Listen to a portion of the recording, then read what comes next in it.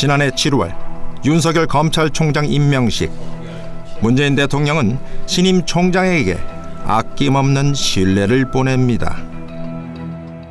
우리 청와대든 또는 정부든 또는 집권 여당이든 만에 하나 권리권 비리가 있다면 그 점에 대해서는 정말 이렇게 엄정한 그런 자세로 이렇게 임해 주시기를 바라고요. 윤 총장은 대통령의 뜻에 답하듯 조국 일가 비리 수사, 청와대 감찰 무마 의혹 수사, 그리고 울산시장 선거 개입 의혹 수사까지 검찰의 칼날을 댔습니다. 하지만 지난 1월 법무부 장관으로 추미애 장관이 취임하면서 윤석열 총장 사람들은 가차없이 잘려나갑니다.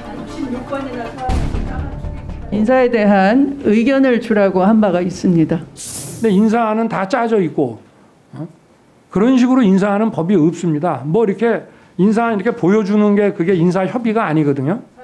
의견을 먼저 주면 내 사람이 다 드러나게 되는데 의견 제출을 하지 않겠다라고 거부를 하고, 더불어 정권을 겨냥했던 울산 선거 개입 수사는 더 이상 진척을 못 보고 있고, 정관계 로비설이 파다했던 옵티머스 수사도 뭉개기 의혹에 휩싸이기도 했습니다.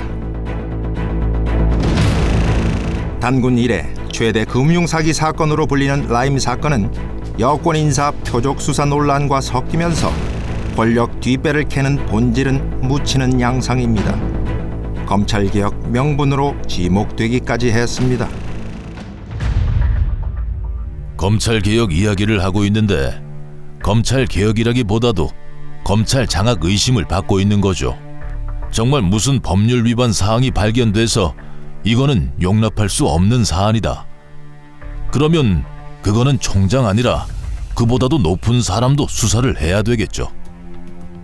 그런데 그런 것들이 억지로 만들고 있는 거 아니냐? 그런 냄새가 나요. 내 생각에 억지로 만들고 있었던 것 같아요.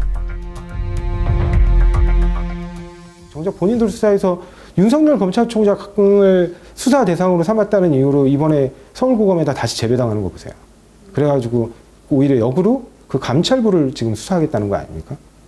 이거 대단한 거예요. 뭐 이 정도의 권력이 어느 그 정치 권력이 이 정도의 권력을 갖고 있었는지 저는 본 적이 없는 것 같아요. 이 민주화된 정부 이후로.